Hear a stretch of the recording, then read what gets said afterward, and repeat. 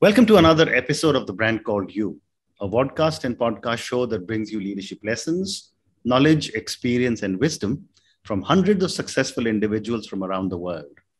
I am your host, Ashutosh Garg, and today I'm delighted to welcome a very accomplished entrepreneur from Seattle, USA, Aashi Vel. Aashi, welcome to the show. Thank you for having me, Ashutosh. Thank you. Aashi is the co-founder and co-CEO of Traveling Spoon, an organization that is creating meaningful travel experiences. She's an industrial designer and a patent holder. So, Ashi, let's first try and understand your journey from industrial design to travel to cooking classes. Tell me about this journey. It's a pretty natural journey, Ashutosh. I don't know what you're talking about. No, so yeah, it all starts. I grew up in Chennai, in the south of India, and much against my parents' wishes, who wanted me to pursue engineering or medicine or even business, I decided I wanted to become an industrial designer. Mm-hmm. And I thought it was just the quintessential blend of art and science. Yeah. And I won a scholarship to attend school in the US and studied industrial design and graduated first in my class, and then worked for over a decade as an industrial designer, designing award-winning and life-saving medical devices and consumer devices as well. Mm-hmm. So everything from a portable liquid oxygen generator for Philips, for which I own a patent, to the very first hydro-powered eco shower light for Osram, Sylvania. Wow. And it was really a meaningful career. It was gratifying to be able to, develop products that improve the quality of people's lives. And I loved it, but I was always very passionate about food and travel. Mm-hmm. And any chance I got, when I had vacations or a break, I would travel and explore new cultures and new lands. And that probably came from my parents, who also were avid travelers and wanted us to see the world as much as they could. Mm-hmm. And when, about 10 years into being a designer, I decided, I'm going to start a food company. And so I applied to business school. Mm-hmm. And went to Berkeley. And right before starting Berkeley, so I'd say the spring of 2011, I was in Mexico, in Playa del Carmen, which is part of the Yucatan Peninsula. Mm-hmm. And whenever I travel to a new country, for me, one of the top things I must do is try the local food. And don't get me wrong, I love a wonderful restaurant and, but really getting to taste authentic local food was something that I really cherished and would look for. And on this trip, for the life of me, I just couldn't find authentic Mexican food. The restaurants that came highly recommended from friends were, beautiful restaurants, bohemian chic restaurants, but the food itself catered to a Western palate. Mm-hmm. And even the ones that I read on reviews that got really high ratings just seemed crowded and touristy. And I knew Mexico had great food, but I was struggling to find, really good, authentic Mexican food. And I still remember one day on my way to yet another restaurant, I was walking down the street and I looked at this house and I peered through the window for some reason. And I saw this woman cooking. Mm-hmm. And I was like, that's what I want. I want to eat with her and hear her stories. And that's when the genesis of Traveling Spoon happened for me. Now, fast forward a few months later, I was in business school, and over an orientation barbecue, I ended up meeting my co-founder now, Steph Lawrence. And she and I just instantly bonded on our shared passion for food and travel. And her story was that she was living in China a few years before school. Mm-hmm. And on her bucket list of things to do was to learn how to make dumplings from a Chinese grandmother. Wow. And she couldn't find that. And so we joke about it that, she really wanted to learn to cook in a local's home. And I just wanted to eat with a local in their home. And so we decided to work on it together and see where it took us. And school was a wonderful sandbox to really just explore the idea and, get input from colleagues and other MBA students and professors and anyone who we would meet would be like, what do you think? And give us your feedback and give us your thoughts. And that's where we started our first MVP, so what's called a minimum viable product, which is test that you take to see if your idea is even worth it. And so I knew that a group of students was going to India on an MBA trek. And so I reached out to the leader of the group and I said, hey, would you guys be interested in having a meal with a local? And within a couple of hours of sending that email, everybody wanted it. Like, Okay. they were like, yeah, this sounds great. We would love it. And so I was like, oh, okay, I really need to get a host then, because this was just us trying to figure out if there was interest, and they were willing to pay for it. And so I said, okay. So I, got onto social media and tried to find, I found a friend whose in-laws, a friend's friend whose in-laws were in Cochin and just loved cooking and were really excited to have, MBA students in their home. Mm-hmm. And so they opened up their house, and the students that went on this trip came back and said that it was one of the best things that they did on the entire trip. It was like the highlight of their trip. For the first time, they were invited into someone's home. They learned about their culture. So these were, Syrian Christians who were living in Cochin, and they had never even known like that existed. Their food is very different. It was very different from anything that they ate at restaurants. They went into the kitchen to help, Rochi make appams and all of these things. And so it was just a really eye-opening experience. And food was that catalyst that allowed them to really understand the culture, open up and share stories. And so that, was sort of the first point, and we just sort of took off from there. And then when we graduated in 2013, Steph and I knew that this is what we wanted to do. It was a real pain point that travelers felt, like that lack of authentic experience when they traveled. It's great to see landmarks when you travel and discover new things, but meeting the people, for me, that is the power of travel, right? When you visit a completely different part of the world and meet a local there, and over a meal realize that despite the cultural differences or the regional differences, we're all the same. We're all humans. We share the same values. And that's what food gets people to do. And that for me is really powerful. And that's what makes a meaningful experience. So we started Traveling Spoon, which is an online marketplace that connects travelers with private food experiences in people's homes around the world. Everything from a homemade meal to a cooking class and meal, or a market to a cooking class and meal. And more recently, we've got producer tours where you can go to a host's home in Modena, for instance, which is the capital of balsamic vinegar making in Italy, and go up to her roof and see how the barrels of vinegar are being distilled down, and learn about her family's history. And then my favorite part, you come down and she has this big picnic table and you taste balsamic vinegar on everything from gelato to a piece of bread and prosciutto. So it's just a wonderful way that food gets people to connect. Amazing. And this we'll talk about the trips that you curate, but the hosts who must be receiving all these guests, I mean, it's a very proud moment for them to display their own food skills. Absolutely, Ashutosh. It's one of the things that makes me so excited about the company is that I knew, that guests would have a really meaningful experience and a memorable trip. But the reasons why our hosts wanted to be hosts was so refreshing to me. And it totally depended based on which region you were in. So in India, for instance, most of our hosts are women in their 60s and 70s who've cooked their whole lives and are exceptional at their craft and their art of cooking. And they love it. And they cook for their families and their friends and their in-laws.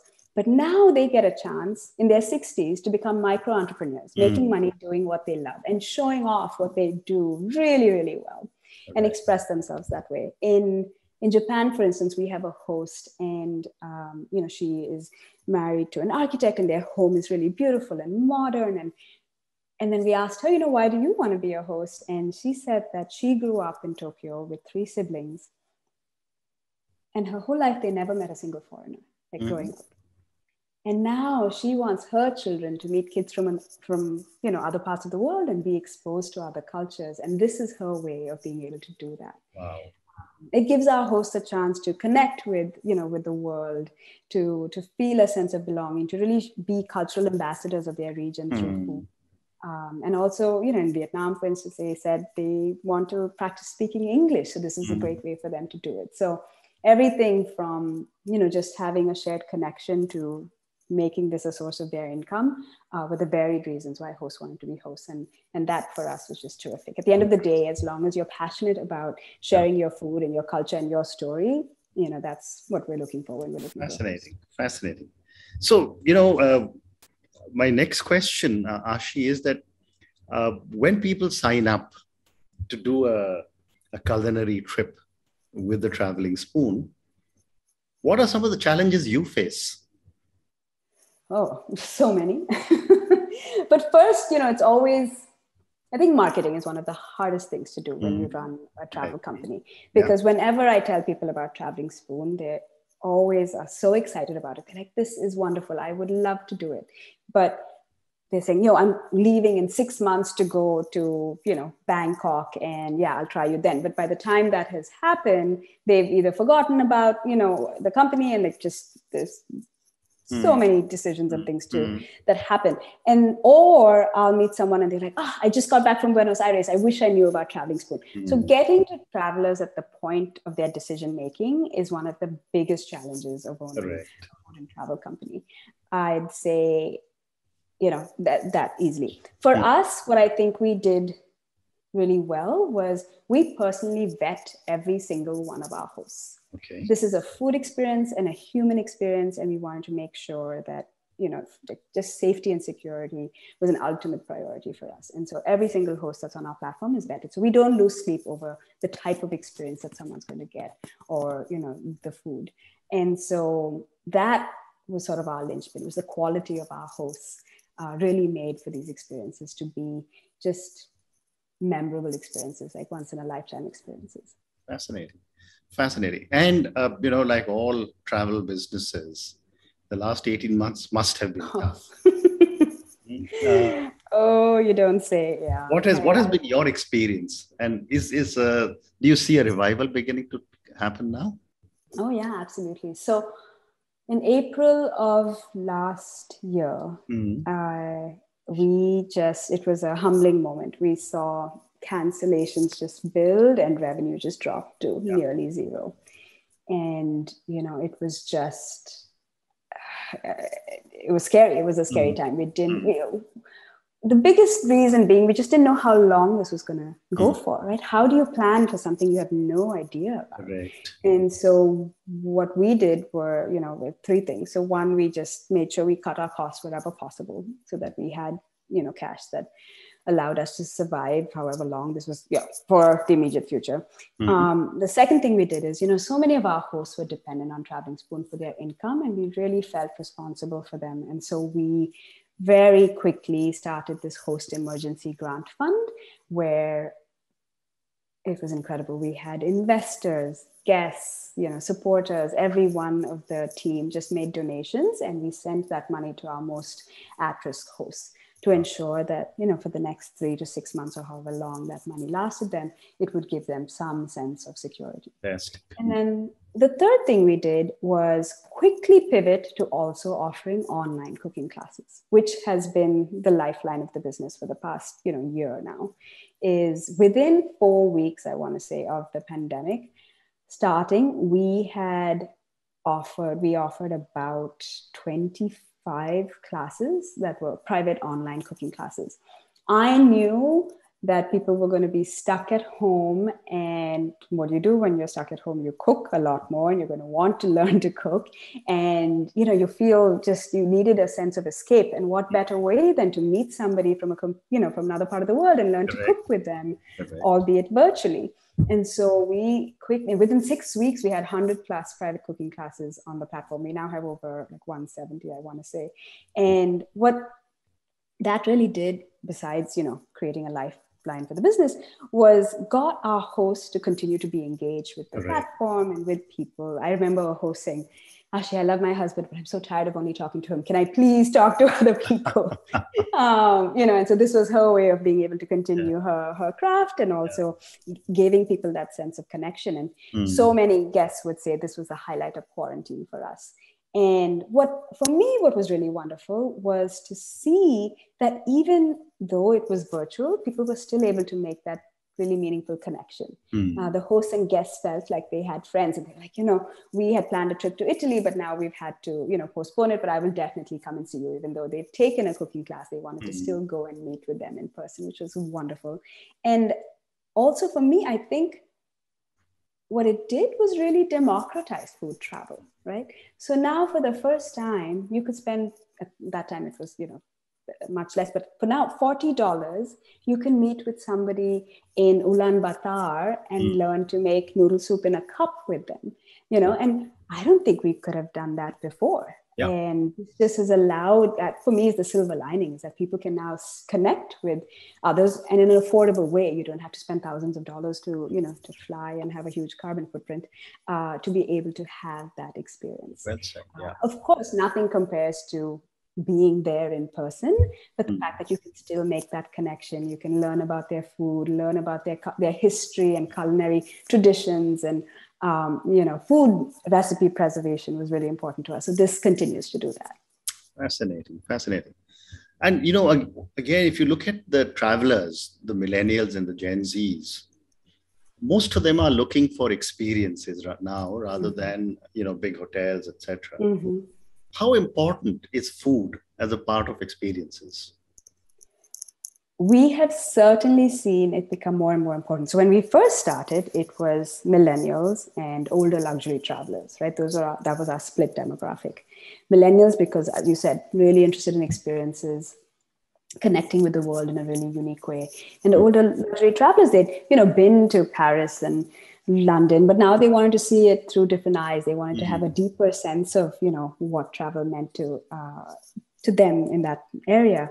But we're starting to see a wide range of travelers now. Everybody from, people now, even in their young college students who are like, oh, we would love to do this. And, they want a student discount. We're like, absolutely, we would love for you to try it. Cool. And we're also, pre-pandemic, we would see families traveling too. And for families, it was great because, often when you have kids and you're not quite sure how they're going to be at a restaurant, it's a little bit tense, right? They're going to be running around, knocking things over. But when you're in someone's home who also has kids who are around the same age, then you just feel like, oh, they can play together and the adults can have a conversation. And it actually really opens up, gives you that freedom to really sort of lay back and open up and share, food and cuisine. So it certainly has allowed a much wider group of people to be able to experience these experiences. And what we've tried to do is really, try as much as possible to offer a wide range. So everything from a $12 meal on the rooftop in Mysore to a $250 meal with this, wonderful couple in Iceland who are opera singers and open up their home for this really lovely meal that includes delicious morsels of lamb. But so, it's everything that from, again, 10 to $250 or more. As I'm hearing you speak, you almost seem to be creating an Airbnb of culinary experiences. I mean, different homes, go there, get experience with the food. It's a fascinating. But it is for, if private and personally vetted experiences. Absolutely. Yeah. We started, Airbnb has, certainly sort of led the way for people realizing that they can stay in homes and trust hosts. And, that really opened up. And technology also allowed us to do that, right? So the fact that you can connect with your host beforehand and really know a little bit more about them, and vice versa, hosts to, to be able to see your social profile and make sure, this is somebody I would like to invite into my home. So while they are strangers, it's not complete strangers. They know something about you, and our hosts have the chance to say, no, I'm not quite sure this is the right time for me to host, somebody, and they have, full sort of liberty for who they host and when. Fascinating. So one more question for you on Traveling Spoon and classes and your cooking classes before I move to the next segment. What are some of the top few destinations that, based on your experience, you are looking at? Yeah. So it's interesting. I would think people would assume that our top destinations will be mainstream destinations like, your Paris and Vegas and New York and, Rome and Florence. But I'd say pre-pandemic, our top destinations were actually Bali, which I'll, tell you a story about because it's an incredible experience and you'll then understand why. Beirut, surprisingly, right? Tokyo, Kyoto, Jaipur.